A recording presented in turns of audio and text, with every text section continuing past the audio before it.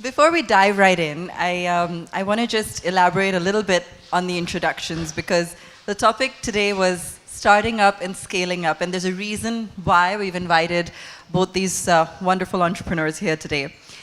Ghazal Alag co-founded Mama Earth, driven by a passion which she'll share with us shortly, to make the world a safer place with toxin-free products for babies and their moms.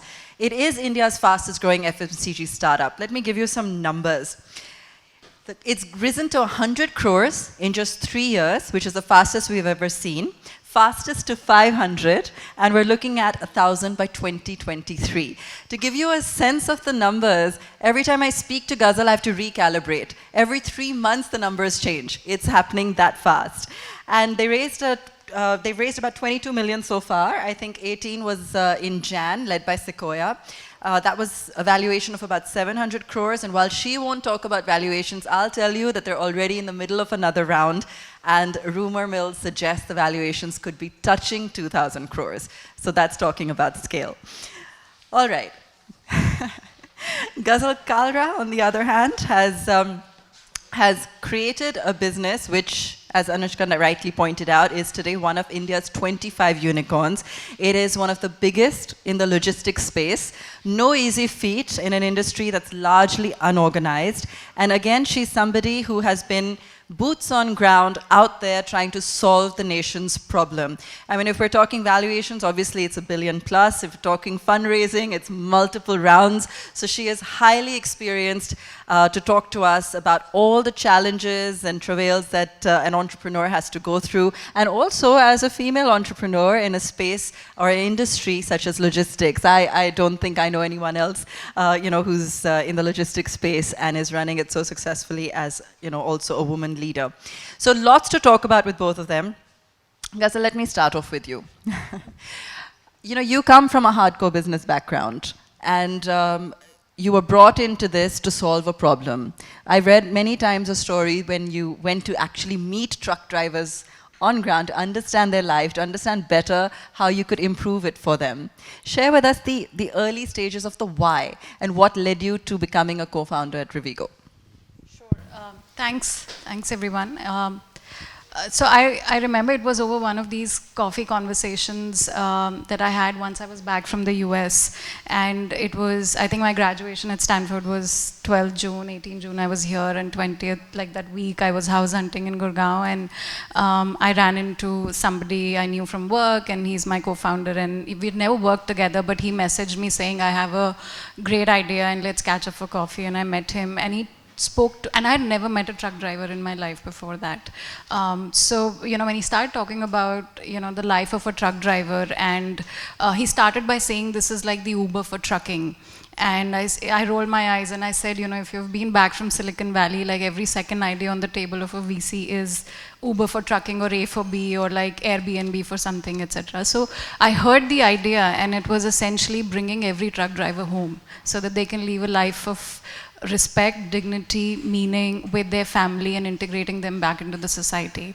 And I just felt drawn to it. I had not met truck drivers, nothing like that. And I said, it seems like a problem worth trying and solving. And, I was 27, 28 back then. And I said, the thought occurred to me that for a minute second that, this is like logistics, it's hardcore, it's unorganized. Until date, I get asked this question, Madam, aap is sector mein kaise, when I'm like meeting customers or going to warehouses. But I thought that was a great why. And, when you're starting out, you need that, you want people to hear your why. And if this gave me a why, I was like, why not? And the other was, आप बहुत पढ़े लिखे हो, it's like you're too educated, and the number of times I've heard this, and I used to say, if not us, then who? I mean, these are tough problems to be solved for the country. I mean, logistics is, second largest contributor to the GDP, and it's not growing because there's a chronic shortage of truck drivers in the nation. So the problem just spoke to me, and I think looking back, entrepreneurs work from the heart. The problem has to speak to you because it's tough. Like there's no, there are no frills around. I mean, a lot people hear and read and this, but it is, now that I've lived the full cycle of 6 years, it is tough. It is, and when I talk to entrepreneurs, I don't discourage them, but I say do it only if you really, want to do it with your heart, and you don't care about, your failures or what people will say or what will happen. It's a long journey. It's not a 2-year thing. You have to be, it's like a marriage. You have to be in it. So that was how we started. And the other thought that came to my mind was, what if this fails? And I was like, this is a problem worth trying. I mean, you learn so much. So it's been 6 years since then. 6 years. 6 years since then, and it was the relay model, right? That worked. That was something that you sort of came to or crystallized through your conversations with these truck drivers, actually literally making it an Uber for truck drivers. Yeah, because the Uber effect was double in this, because not only were you helping, improve the asset utilization and the business economics, because what happens in India is when a truck driver rests, the truck stops. And therefore, transit times in India for a Delhi to Bangalore delivery are like 10 days, whereas it should be, 48 hours. So when we started out, we figured that 40% of the time the driver's just stopping on the highway and he's not at home, he's miserable, and he's not eating healthy. On an average, a truck driver in India lives 10 years less than an average Indian. 40% of HIV AIDS in India is in the truck driver community, because they're always on the highway. They do not have family life. In the village, they're considered outcasts. Their children don't feel respect for this profession. And when we started out, the purpose was so strong that we have to bring respect and dignity back to this profession. I remember the time, and you have to stay true to the mission.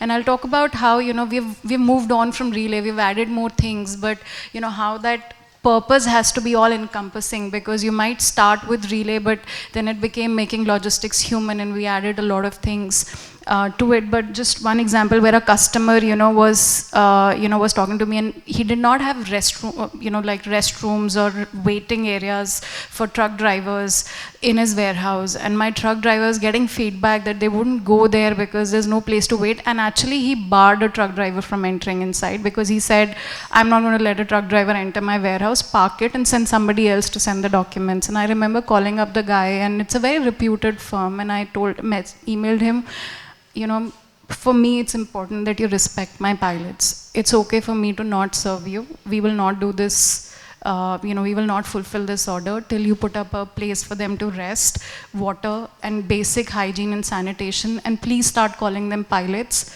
because, it's changed. Now my customers refer to them as truck pilots and not as truck drivers.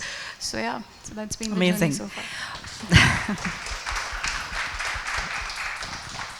So talking about leading a business with passion, Ghazal also has a very personal story about how she got into the business and why she started it. And she was actually a very young mother at the time, when when she took the plunge, and then her husband actually joined her. So tell us about it, Ghazal. So Mama Earth actually started with a very personal journey, right? Okay, before that, I was an artist. I used to paint, sell, and exhibit my work online as well as offline, pan-India. And I was in love with what I was doing. I had absolutely no inclination towards starting a business. I'd done that before. I'd started something which was called dietexpert.in, failed at it, and then I'd found my peace in my passion of painting. Better now? Sorry. So that's when I was expecting my son Agastya is when,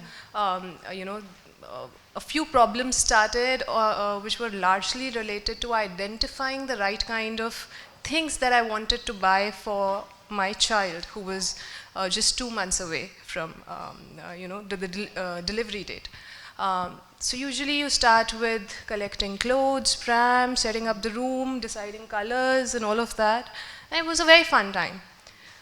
The trauma started once he was born, and 2 months later, he was just, close to 2.5 months, is when he got a skin allergy, which was just not going away. And that is what made me paranoid as to what is happening, what am I putting on him, what is not working for him. We went to doctors. Every time there was a steroidal ointment that was given to help his skin, and I was not comfortable with it. I got a gift which was from Honest Company, which came from US at that time, and you know, I liked the proposition, I liked the brand. I said, let me start using it. And what happened was that once I started using those products on him, his skin started getting better. And we did not have to rely on steroids or even any kind of medicines. That is what made me a little uncomfortable, saying these are regular soaps, shampoos, etc. that I'm using. But there were a few ingredients which were very widely present in the Indian products that I was buying compared to the products that were which were getting imported, right? That's where I identified the gap in the Indian market. I asked this simple question to my husband, saying, you know, why is the quality of the products not at par with what you know, what is made for kids outside of India? And we did not get an answer to it. We tried talking to a few people as well, and we realized that it's not just us, but a lot of my friends were also doing the same. They were also ordering products from outside. They were hoarding them just because they felt that the quality was way more premium. I read the ingredient list, I studied the proposition, I tried to identify कि problem कहाँ है, क्यों नहीं कर रहा है India में कोई कुछ. And after not getting any answer, you know, I just told my husband, I think there is a gap in the market, and somebody needs to solve it, right? Well, somebody needs to solve it. While a conversation went on for a couple of months, we used to discuss the problem with everyone. Still, we, you know, and because I had that entrepreneurship a little in my blood, I had done that before, I decided to take a leap of faith, and I said that I am going to start making products at home for my son, which were largely DIYs. I looked at the ingredients that were getting used, ordered them from Amazon, which were, by the way costly. Like, in a month, I realized this was not feasible. So started doing that. That is when we realized that, you know, Varun and I, who's also my co-founder, decided that, okay, let's give it a fair chance. Let's research, let's study the market, let's see if it's even doable in the Indian scenario. Are these ingredients even available here? Because if they were, why was no one else doing it? We realized that a lot of those ingredients were actually grown in India and getting imported outside, but were not being used here.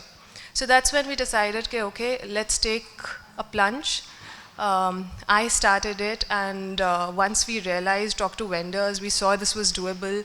This was not as expensive as we thought it would be.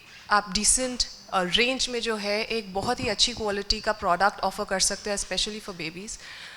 That's how we got into Mamaearth. I think December of 2016 is when we launched ourselves with just 6 baby care products.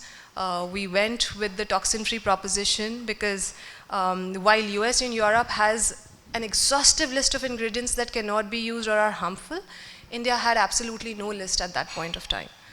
When literally we started, you know, on the label we used to write paraben and sulfate free, and for the initial couple of months, you know, we used to get responses like, "Is pe likha hai sulfate free. What is that free product that we are getting with it?" That was the kind of awareness that was there, and we realized that it's not just offering products, we'll have to educate the consumers as well. So before launching the product, I personally talked to about 700 odd consumers.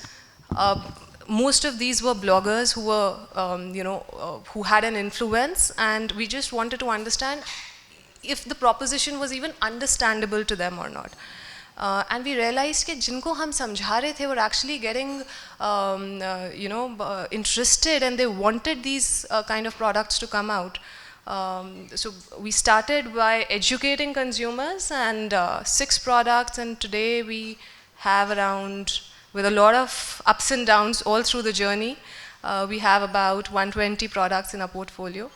And I think the purpose was so strong that despite not having any background in business or having that confidence of failing at it once, we were like, we are going to get all in there. We, left our corporate jobs, took the risk of not having a single penny at home, having fixed costs, which were cost of raising my son, cost of paying for the paying rents, and all of that.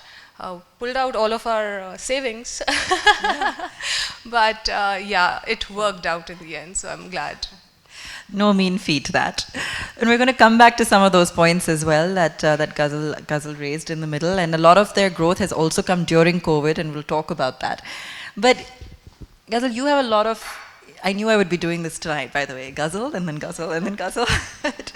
But you have a lot of interesting points on, the building blocks. When you're going from 0 to 1, not even 1 to 100, we'll come to that in a moment.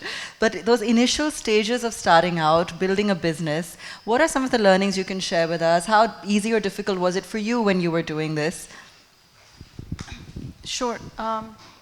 So I think the first, in the journey that you go from 0 to 1, the first thing is to just be in getting it done, right? The later parts I say you have to be more sort of, in the flow and seeing, like being receptive. But the 0 to 1 journey is to just get the product out, right? Because you have to, get the stuff rolling on a lot of things, and it takes time. You hit roadblocks, whether that's hiring a team, setting up an office, all the stuff like that, figuring out a name for the company. I don't know what's the story behind Mamaearth, but we started out with and it all happens in, you just have to be in that hustler, go-getter mindset. You have an idea, you have to get it to the MVP, you have to make it happen, because only when you get the product out to the customer and you start getting the feedback, that you then start saying, okay, what do I need to improve?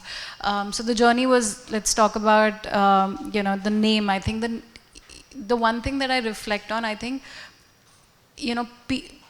for the initial team, you have to make it a mission or a purpose. And, on every Saturday, I would sit with a glass of water, warm water and honey, and, and a bottle of water on my side. And I would meet like 10 people back to back. And these are people we were hiring for finance, for tech, for operations.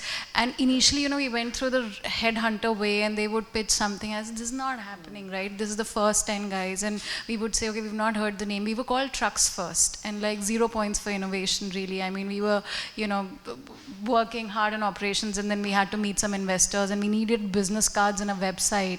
And, overnight, we built 4 pages on our website, and we said, okay, names, okay, we have trucks, and the trucks reached the earliest, so let's just call it Trucks First and roll with it. And the business cards got printed in half an hour, and you did all of that.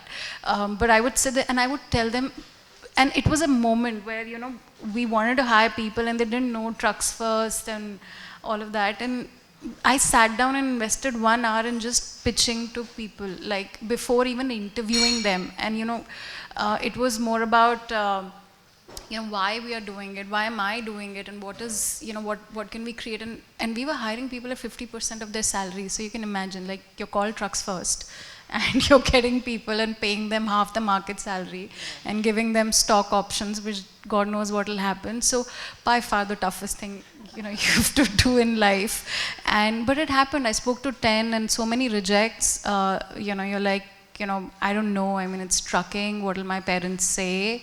ये सब तो ठीक है, but मेरी शादी होने वाली है, पता नहीं trucking का कैसे लगे. ये भी था, one of the guys said, I don't know, I'm moving from FMCG. He was in cigarettes business, and I was like, this is noble, at least, I don't know.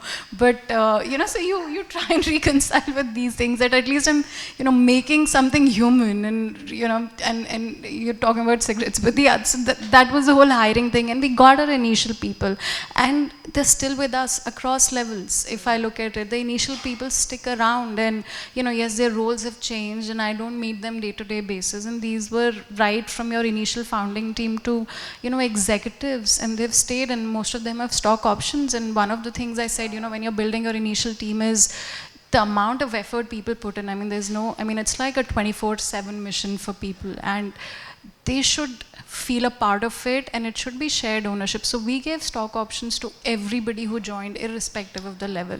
And our hope and aspiration was through this journey, अगर किसी का घर बन जाए, now that guy is an executive, उसका घर बन जाए, तो वो उससे बड़ी बात क्या है, right? I mean, create a place that's purposeful and that gives to the people who are creating it. So that was our thing in hiring. Yeah. Okay, for you, I think the building blocks were also about positioning the brand, right? And I think that's a crucial part for any consumer brand. How did you arrive at the positioning, the pricing, ensure comfortable margins, ensure that it was relatable to the consumer? So when we started, we were very clear about the proposition and the why of the brand. We believe in whys and not what or how. We clearly knew that we wanted to be a purpose-driven brand. We named it like that. We said it's a brand by the parents, for the parents, because early on thought was that we are going to get into, when we started, we were only thinking about the baby category because we wanted to solve that problem. And what better, if you're formulating a product, you're formulating a product with the amount of care that you're going to apply it on your baby. And even at that point of time, the designation that I still am very proud, and I've kept it with me, is Chief Mama. When we started out, it was just 2 people, me and my husband. December, we launched. Till February, we were 3 people team. All right, 3 people team doing everything from vendor management to operations to packing the products ourselves and sending it out to the early consumers who believed in us, to even delivering couriers, talking to influencers. Everything was being done by us. When we did that, and the message that this is a brand which is by the parents, for the parents, was done with this why, which clicked really well with the consumers.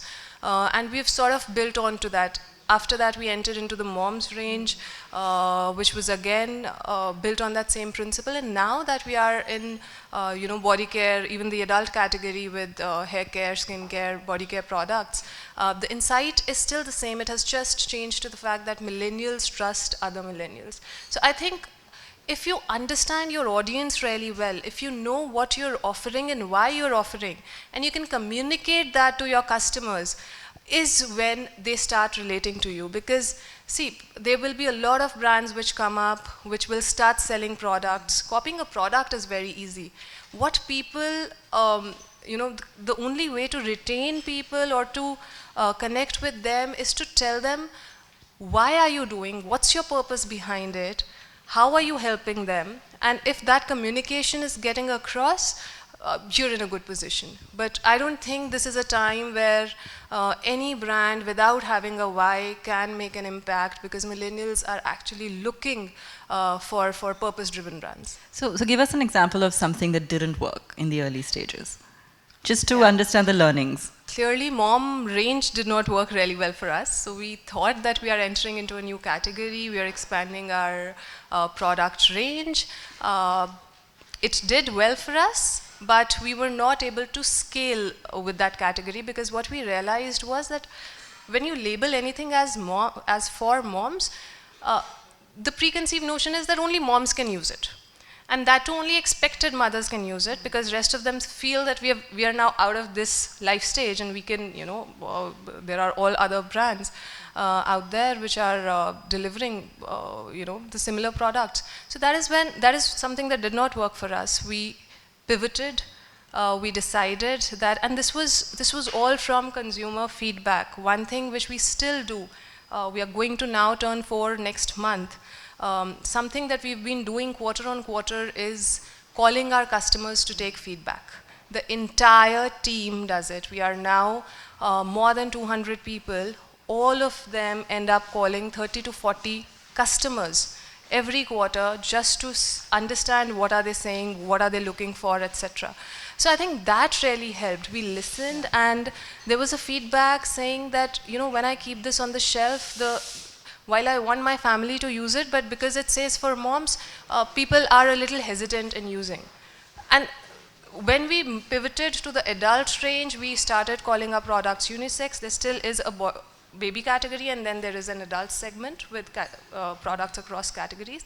That really helped us scale. That was a learning, actually. So given that it's such a competitive segment in terms of beauty and even now natural care, so many brands, but you're saying is it less about the price and more about the proposition, or is price equally important? See, pricing, again, when we started, I was very clear that I want this brand to be accessible to large part of Indian audience. Okay. I did not want it to come across as a premium brand where people had to think twice before buying it. So I think that segmentation in terms of price was very clear, that we want to be mass premium. We cannot be mass because of the choice of ingredients that we are using. The formulas are expensive enough, but I don't even want to be premium and just make it available to a few selected folks and not. So our price from the starting on, what we MRP'd the products at, is what it is selling for even today, the existing ones, right? So a mass premium segment, just to be able to serve to large part of Indian audience, that call was actually taken when the brand was, when we understood the cost of formulas, basically. Sure. Okay. Ghazal, how important, and I think, you're multiple rounds down, I think Series G now. And so how important is funding in order to scale up? Past the 0 to 1, when you're looking at moving into the big league, especially when you're looking at creating something that's a national product. So I think for funding as an entrepreneur, you should take less than more. Mike is...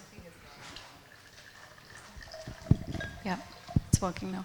So funding, the philosophy should be you should take less than more, yeah.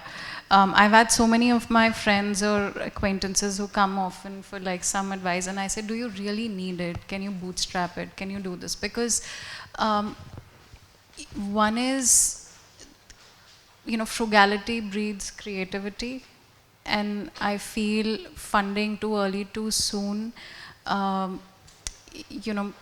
can divert you from the main focus of what you want to do, because funding makes it very easy to buy growth. You just have to give this, I don't know, I'm just talking for the broader ecosystem, is you can spend more than what the market will pay you in the short term, right?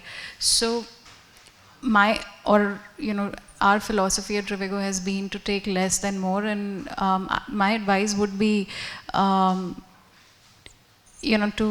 to use it judiciously, to not invest ahead of time if the market's not ready. It's at the end of the day, it's the product that sells. The funding only helps you sustain the cost till you get to a certain scale. So be very, very frugal in the way you fundraise. It's important for a founder to have ownership in the company, and the more you raise, I think the more you dilute very early on. But many founders will say that we can't manage to achieve that kind of scale unless we have some kind of backing. I think you should then have a monetizable model. I've often seen people having, going for fundraising, multiple rounds, and not having a sort of near-term view on a profitable unit economics.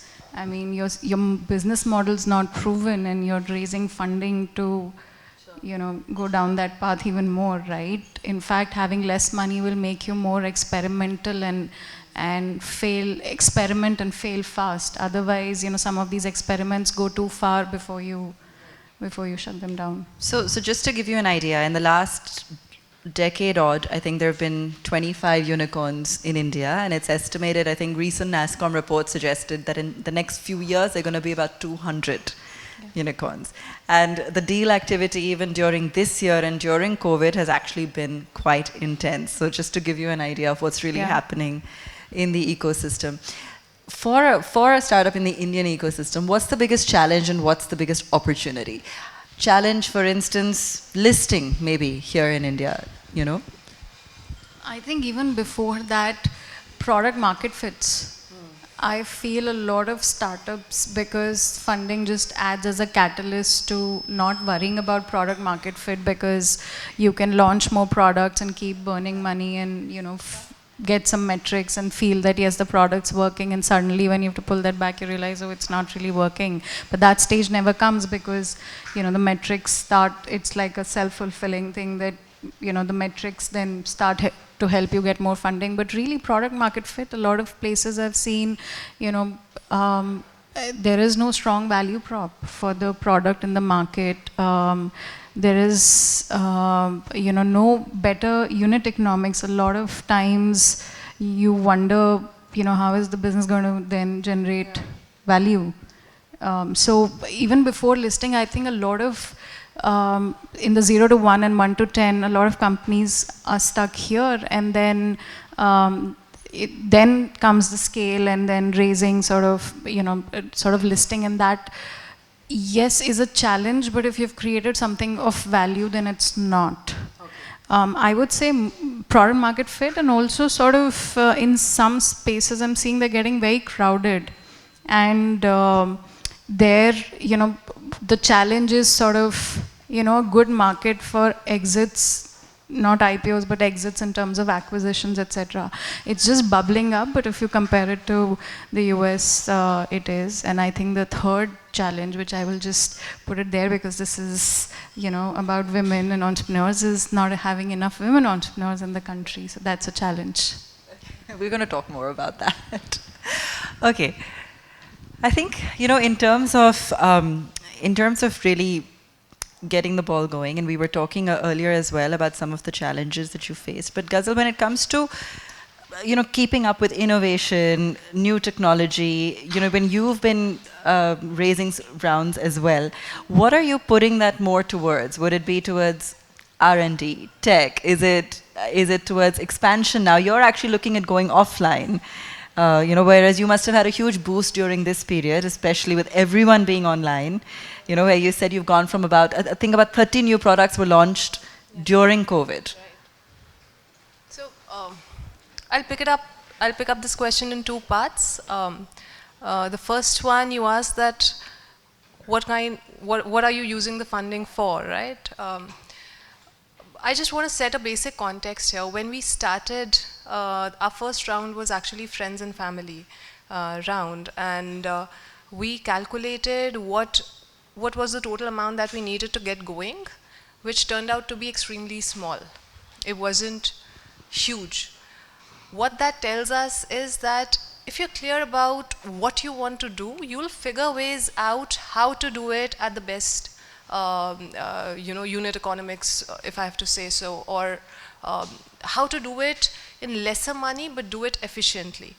We raised our first official round, I think once we were 5 months into the business and Mamaearth was out there.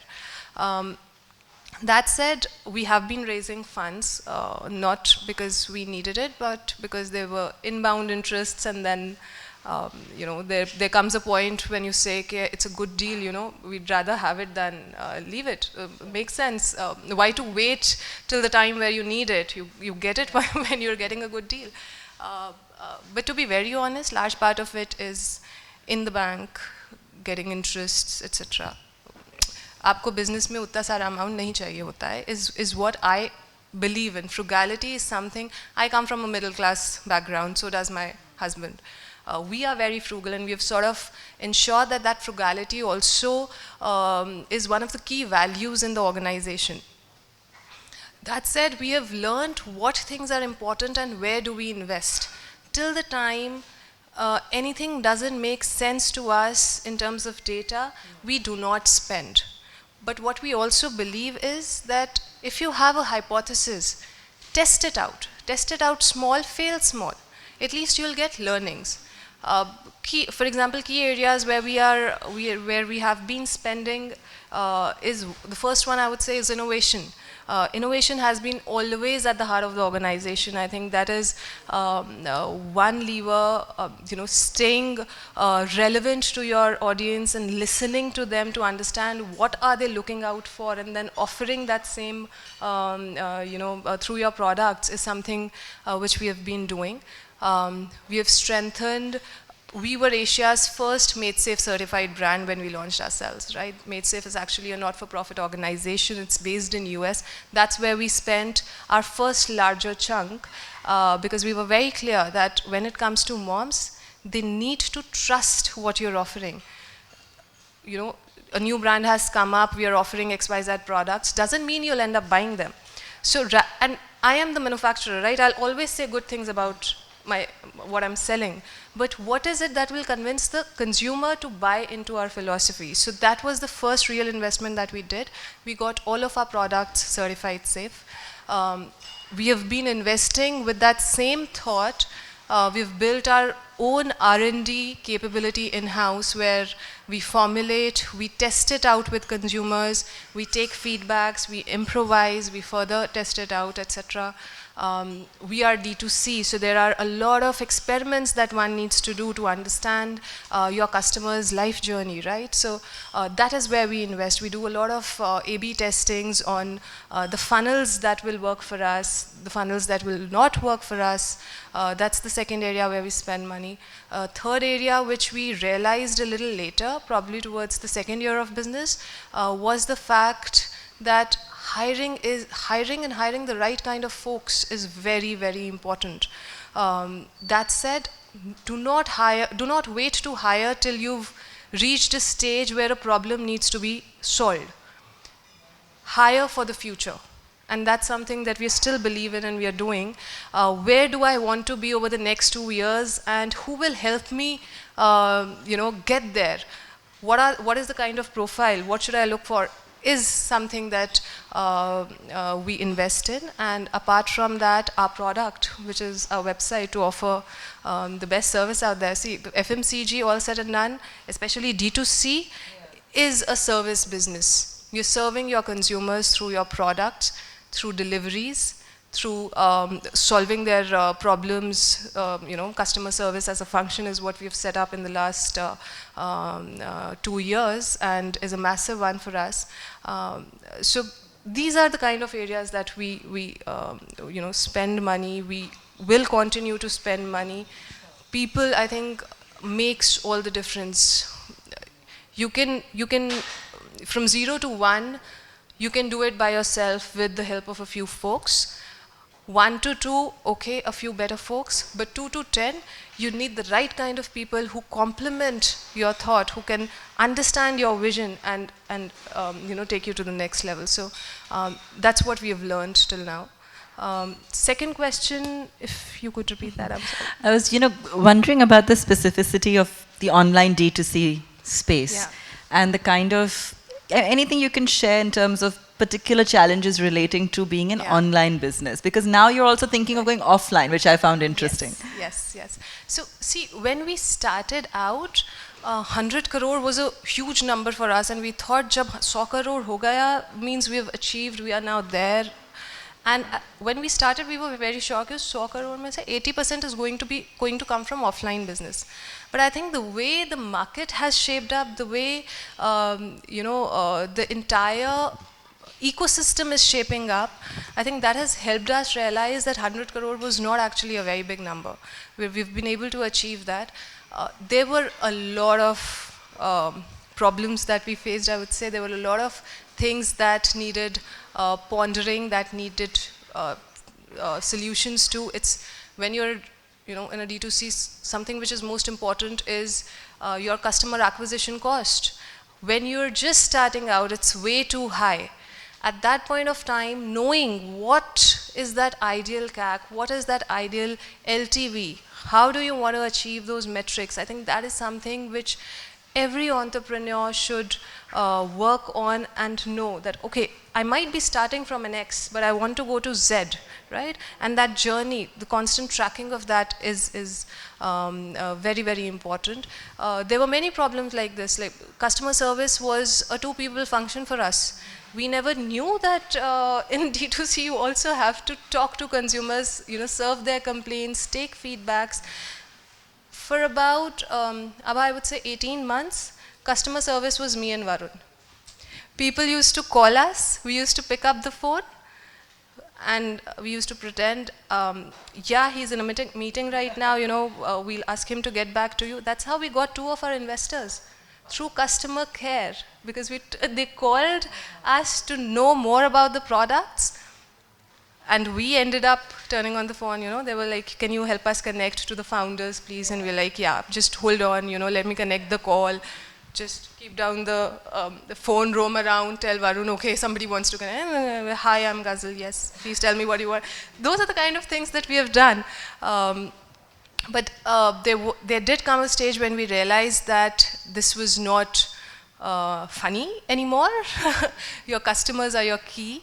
While I have been in constant touch with my consumers, be it any platform, they can reach me through Instagram, they can reach me through LinkedIn, mails, etc. And I ensure whoever is reaching out, I am reverting back.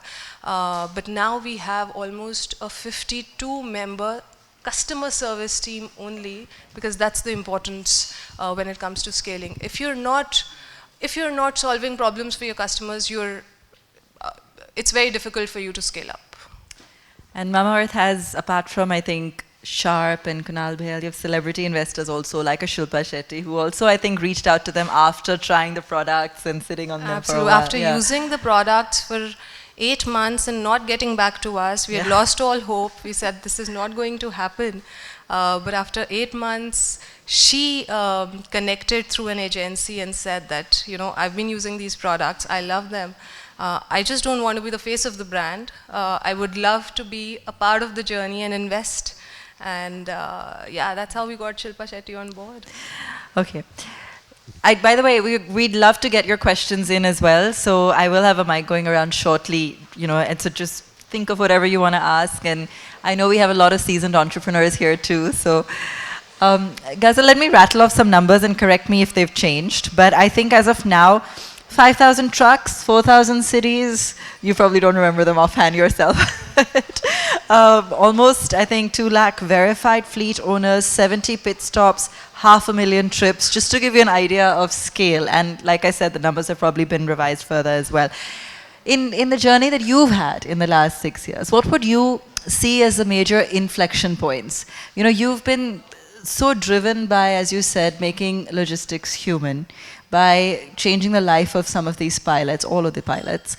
And you've set yourself apart in the industry in that sense. What's the vision now going forward? So, yeah, the numbers are different slightly. But it's, like I said, our journey has been a journey of purpose and creating something that's valued by the ecosystem, whether that's customers or our internal customers who are truck pilots or our partners. So in the last 6 years, we've scaled up to where about 6,000 people work with us directly. There are 4,000 pilots. So it's 10,000 families who depend on this business. And as you scale, the inflection point is around creating something that's a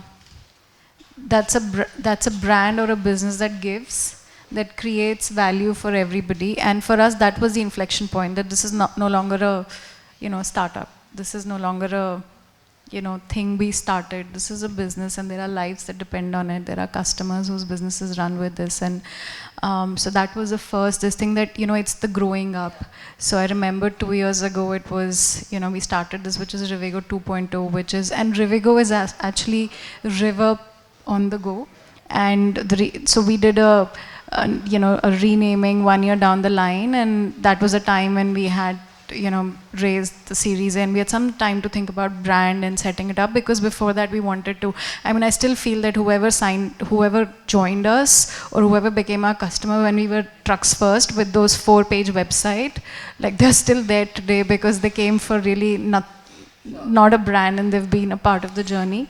And River was something that we all, Deepak and me as well, we took a lot of inspiration from. And frankly, the journey of an entrepreneur is more like a river. So it's slightly philosophical, but we've read the book Siddhartha, and in our leadership sessions, we give that book as well as one of the things you read through that 2-3 day immersive process. And I feel it's a journey of being in the flow. So if you ask me an inflection point, there have been many, because you're so after the 0 to 1, where you've really sort of said, okay, I've gotten to a level.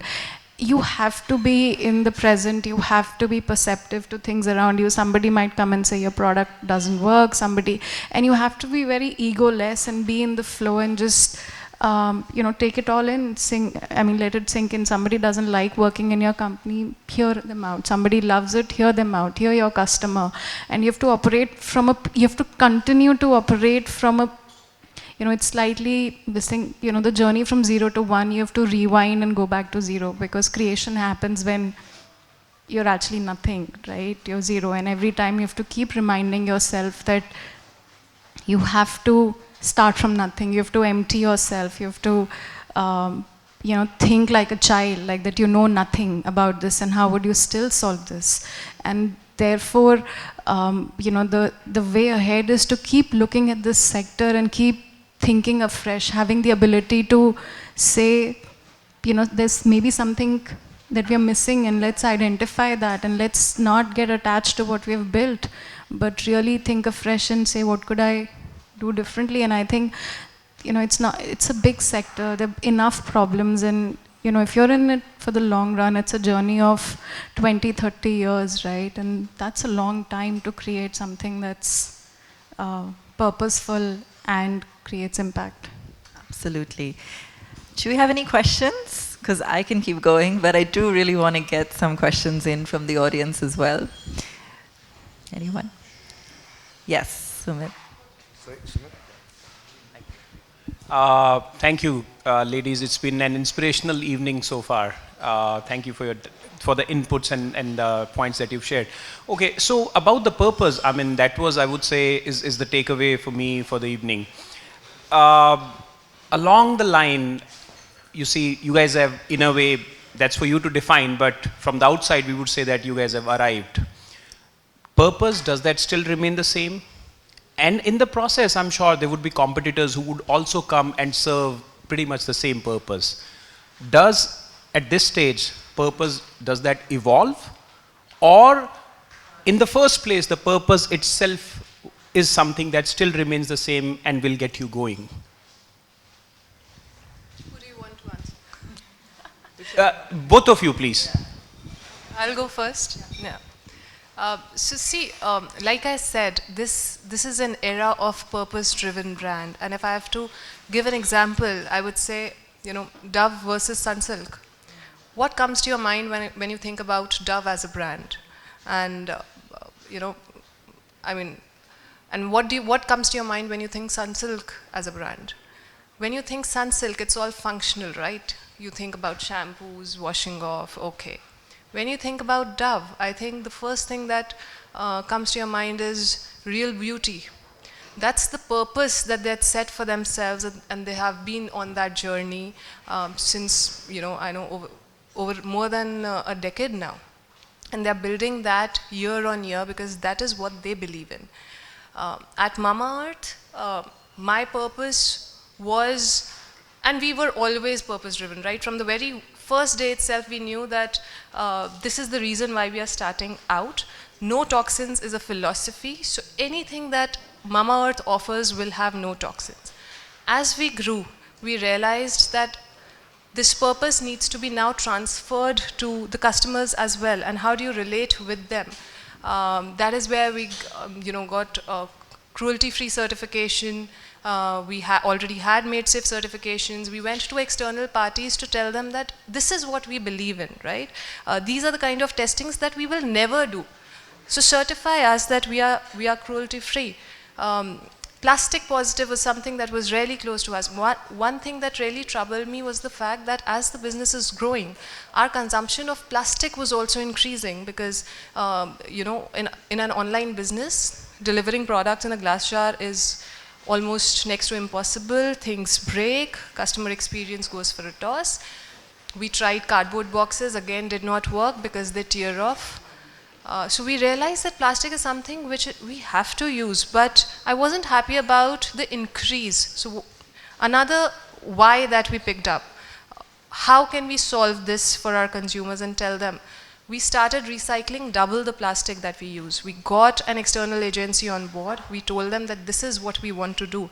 And we started communicating. For example, on all our products, you will see that we write plastic positive, which means that whatever amount of plastic we are using, we are recycling more than that. And some of the product also comes in recycled plastic bottles. So that's how we solve for that. Now, as we are growing, again, planting trees, caring for the environment because of the pollution levels, the chaos that's happening now for the past, 5 to 6 years, we stopped celebrating the biggest festival, which was Diwali, because we wanted to do something for the environment. And millennials today don't have that kind of time or energy to go out of their ways to solve, to contribute to issues like these. So a very recent initiative that we have taken, for that matter, Plant Goodness. If with every order that you place on our website, there is a tree that gets planted. What consumers now get is the location of that tree, the species of the tree, and the entire growth journey. You have that link, you can just click on it and see how that plant has been growing. You can go to that geolocation and that you can see that plant there. So I think this is how, products तो बहुत सारे brands देते हैं, आप और किस emotional level पे अपने कस्टमर के साथ कनेक्ट कर सकते हो that they will then choose you over anyone else, because not just the product, they believe in your philosophy, they are buying into your why, they are folks who relate to it, and this is a small way we are helping everyone contribute towards the goodness of the environment. So that is how you build whys. I mean, I can't emphasize enough how important a why is for any brand in these days, because people are definitely looking for more than just the product. Okay.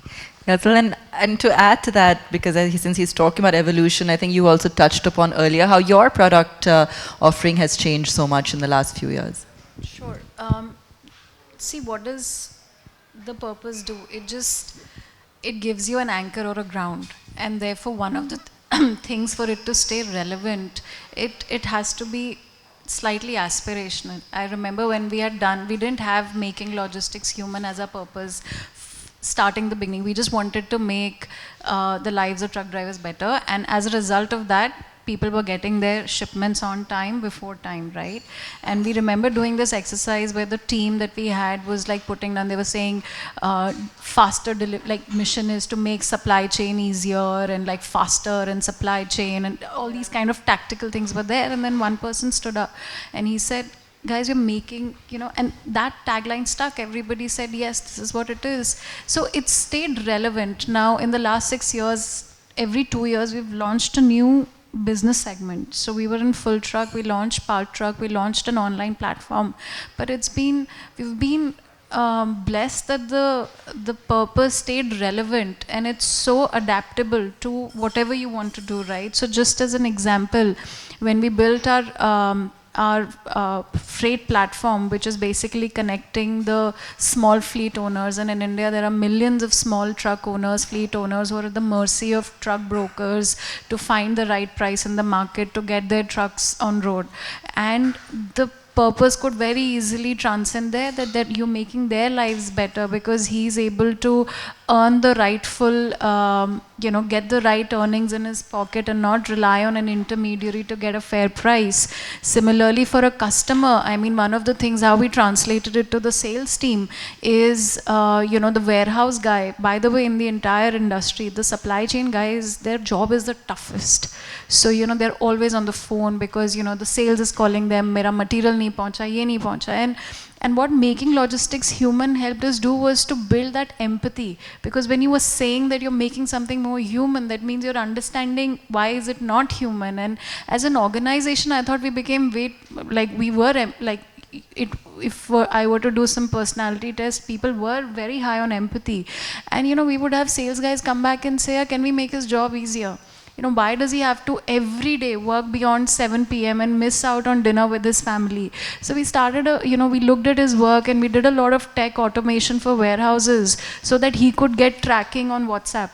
So, it's tough because at the end of the day, logistics का perception in the country is ये मेरा सामान है, यहाँ से आप यहाँ ले जाओ. वो logistics है. Now you are creating an emotion in it to connect your customers, to connect your truck pilots, to connect your people. I mean, the 6,000 people we had who worked with us in different capacity, everybody goes to work. But when you put a purpose in it, everybody wants to sort of do the best they can because they want to go back home and feel we are making logistics human.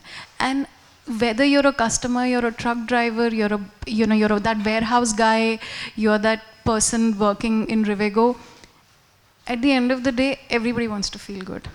And that's why, and we felt that emotion when you go back home is extremely important. So the warehouse executive who's giving material to logistics company A, B, C, D, yes, tomorrow B can come and beat Rivigo. But उसको घर जाके लगना है मैंने अच्छे लोगों को करा, I like this company because he has heard our story and he connects with us. So you don't know where this plays out, but I've seen this because I have had customers picking our calls like in the first ring because yes, aap kaise ho? In the first 15 minutes they will talk about everything else, and I've seen the difference when they interact. So some of these you can't put, it's intangibles that get created about having a purpose in an organization. Okay. As a woman leader, do you feel that you bring more empathy to the organization? Is that an asset? As we are in COVID, I think it's been an asset because the last 5-6 months for any business have been tough. I mean, it's like a case study in itself, right? There have been very tough decisions to take through this phase. I mean, business dropping to zero on 24th March and then restarting it and taking decisions on cost. But, tough decisions need to be taken in a business. If you can put a heart in it, it just makes it easier for everyone. So I do think that, this value overall in leadership needs to be appreciated more because people operate out of fear. People feel that if you're too empathetic, if you make decisions from your heart, you may not be able to drive hard numbers, but hello, who's driving those numbers is people, and you need to connect with them. People are not, your team is not a robot that you tell them this is the target and it's going to happen, right? It's how you connect with them, it's how you care for your team, it's how you connect them to a purpose, mission, or to your to that team matters, and that's what creates magical outcomes. It's not the funding, it's not having a very sort of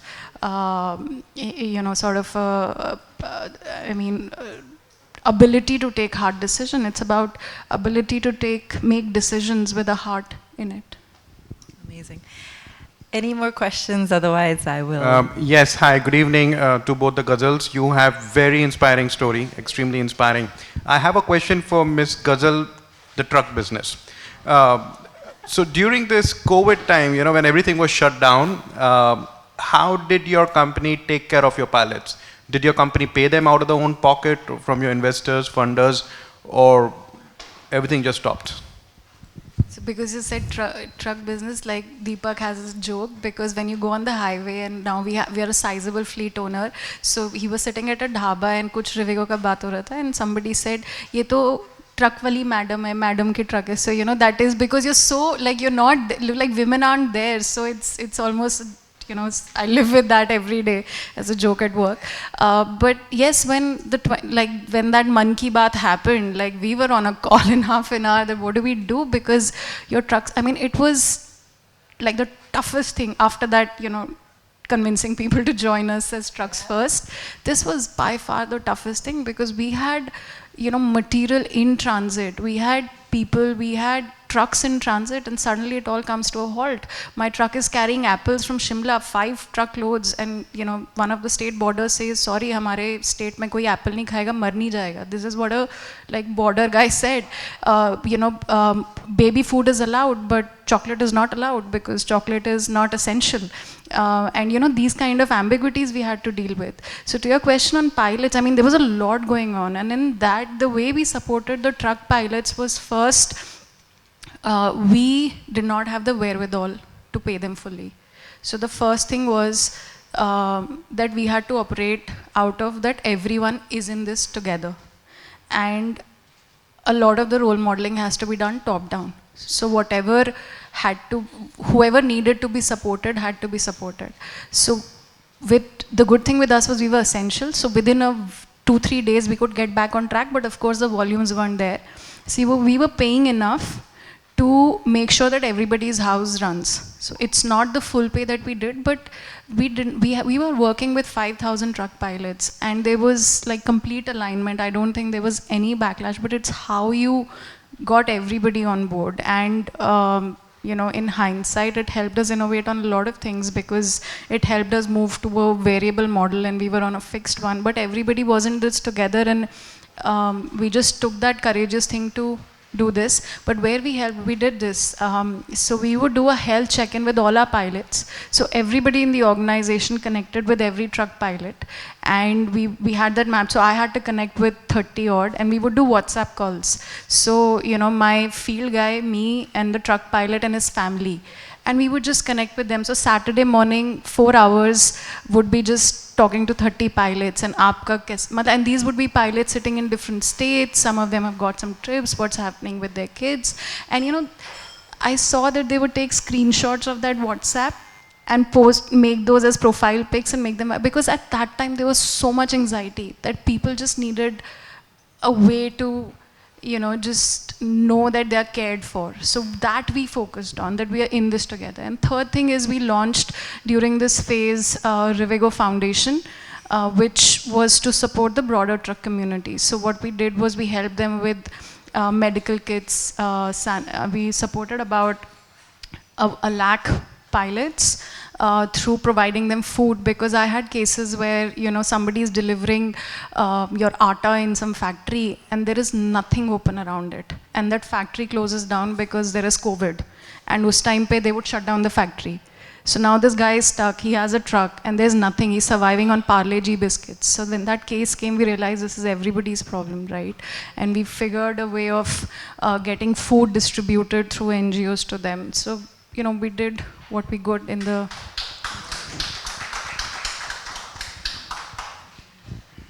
All right, I'm guessing everyone's a little hungry, so if there are no more questions, then yes. Of course, go ahead. Okay, are you guys Yes, tired? we'd love for you to ask. Go ahead. So first of all, thank you very much for coming. I'm 22, and my goal has always been to emulate what you're doing, or try to, at least. So I've been around startups for many years. My father has his own staffing business and started it in the same way as you did. And I've spoken to lots of people, and they say you start to exit. I've heard your whys, and these type of whys are really deep, and I would think they would take actually hundreds of years to correct it, especially in India. So my question is this: when is enough enough? When do you want to exit? Frankly speaking, money is not an issue. When's enough for you? Is there a time where the why will be enough for you?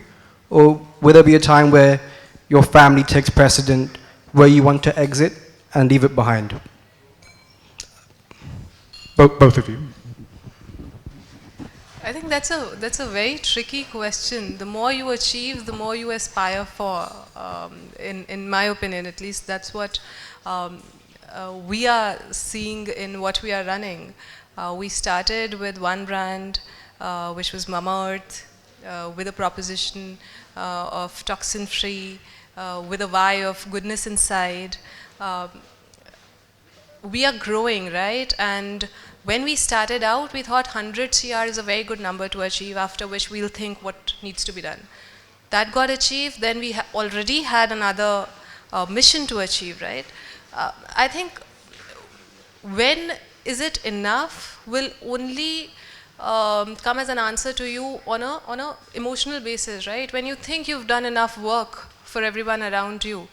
For example, I don't know when that enough will come. When I started out with an idea that, okay, till the time we can't afford to hire, I will do everything myself and I'll help, right? At that point of time, longer term vision was that I'm going to get back to my painting because I love that. I'm not running a business. I'll help set up a team, an initial team, and then they will run the business. I just realized that that couldn't happen. Because pulling yourself out of something that you've built is extremely difficult, right? Till the time you know that there is so much that you want to do, I don't think one can pull themselves out. I mean, it's only when I know that, okay, Mamaearth mein jo karna tha, kar liya, this is now done. Now I'm satisfied with what we have offered. I don't think I can add more value to this, is the day when I'll exit. Or if my investors throw me out for any reason, probably. But otherwise, I think it's a personal goal and it's a personal satisfaction that you have to get and start karo. Kab tak hoga is probably, the journey is a long one for sure. And she has a 20-year plan, so I don't think she's going anywhere either. No, my one line, I mean, this thing is karm kar, phal ki chinta mat kar. That's the journey of entrepreneurship. I mean, you cannot plan these things. You just have to be so in the moment, enjoy the journey. You have to find joy in what you do. It cannot be a job and you can't have outcomes linked to it. The moment you link outcomes, your life will be havoc. You'll go completely out of balance in your life. There are tough days, there are great days. At the end of the day, one of the things that probably we don't talk enough about, maybe because we have to see some of these journeys play out, is the personal transformation that happens to you. I mean, no amount of, business school or leadership coaching can do that. And you can only enjoy it when you're in the flow. You cannot link outcomes to it. And absolutely, you'll be surprised to know that it's not the fund that you raise which brings happiness to you, or I think even the valuation that you get. I'm not sure if Ghazal would agree to this, but it's actually the small messages from your customers that make you the happiest. It's a small little change that you've done. For example, in Mamaearth, even before I started, I talked to about 70 bloggers. Like I said, I mentioned this fact, right? That number at that time was 70. I used to call them board of moms. Even before I had a board of directors, I had this board of moms who were helping us with ideation, creation, testing the products out on their babies, on a belief that what we are sending them is good quality. And only once we received 90% feedback from them, positive feedback that yes, this is something which we would love to apply on our kids, is when that product goes out into the market, right? So that small point that they have approved your product, right? You have all the certifications, you have all the money, you are raising funds, you're doing well.